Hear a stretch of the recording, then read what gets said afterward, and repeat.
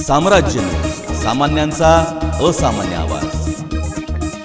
लॉकडाऊनच्या काळात परराज्यातील मजुरांना अन्नदान करू इच्छिणाऱ्या दानशूर सेवाभावी संस्थांनी पालिकेच्या आपत्कालीन विभागाशी संपर्क साधावा, असे आवाहन पालिकेचे नगर अभियंता संदीप कारंजे यांनी केले आहे। लॉकडाऊनची घोषणा होताच मोलमजुरीकरिता गेलेल्या बेघर मजूर कामगारांनी आपल्या घराकडे जाण्याचा निर्णय घेतला। दळणवळणाची साधने उपलब्ध नसताना देखील पायी चालत एका जिल्ह्यातून दुसऱ्या जिल्ह्यात प्रवेश करत आहेत। त्यामुळे कोरोना विषाणूचा प्रादुर्भाव होण्याची शक्यता जास्त आहे। त्यामुळे केंद्राच्या गृह मंत्रालयाने परराज्यातील लोकांच्या राहण्याची आणि भोजनाची व्यवस्था करण्याचे आदेश जिल्हा आणि पालिका प्रशासनास दिले होते। त्याप्रमाणे परराज्यातील लोकांच्या राहण्याची व्यवस्था पालिकेमार्फत करण्यात आली आहे। शिवाय सकाळचा नाश्ता, दुपारचे जेवण आणि रात्रीच्या जेवणाची व्यवस्था देखील करण्यात येत आहे।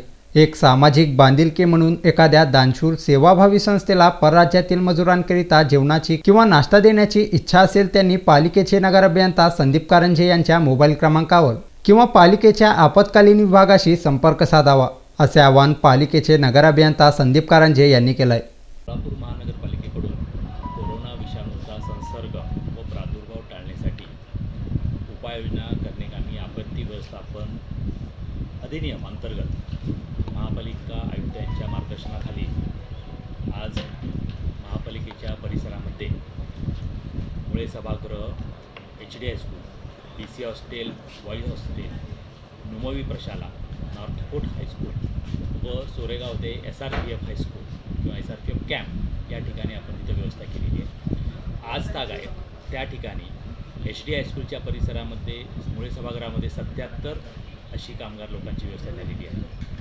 BC बॉईज हॉस्टेल येथे 111 लोकांची व्यवस्था झालेली आहे। नुमवी प्रशालेच्या हॉलमध्ये 124 लोकांची व्यवस्था झालेली आहे। नॉर्थकोट हायस्कूल येथे 65 लोकांची व्यवस्था झालेली आहे आणि अशा पद्धतीने एकूण 377 जे विस्थापित आहेत किंवा जे कामगार आहेत त्यांना तिथं निवासाची व्यवस्था केलेली आहे। आणि निवासाच्या व्यवस्थेच्या अंतर्गत आपण महानगरपालिकेकडून त्यांना सकाळी नाश्ता, दुपारी जेवण, संध्याकाळी जेवण अशा पद्धतीचं नियोजन केलेलं आहे।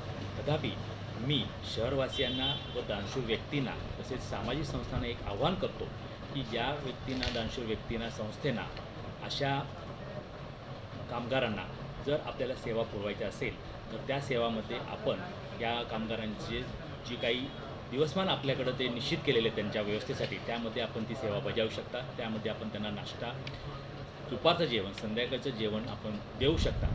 त्यासाठी महापालिकेची यंत्रणा आपण कार्यरत करण्यात आलेली आहे। त्यामध्ये सोलापूर महानगरपालिकेचा आपत्कालीन व्यवस्थापन विभाग कार्यरत करण्यात आलेला आहे। त्या ठिकाणी आपण आपलं क्रमांक मी आपल्याला जाहीर करतो। त्या ठिकाणी आपण तिथं तुमची जी काही मागणी असेल किंवा जी काही तुम्हाला सेवा द्यायची आहे तिथं तुम्ही नोंदवू शकता। आणि त्यासाठी सोलापूर महानगरपालिकेचे आम्ही अधिकारीसुद्धा या कामासाठी नेमलेले आहेत। त्यांचे नंबरसुद्धा मी आपल्याकडं शेअर करतो आणि त्या नंबरवर आपण संपर्क करावा। आपल्याला या संधीचा योग्य त्या पद्धतीनं वापर करून आपल्याला एक समाजसेवा या माध्यमातून आपल्याला शहरवासियांना देता येऊ शकेल।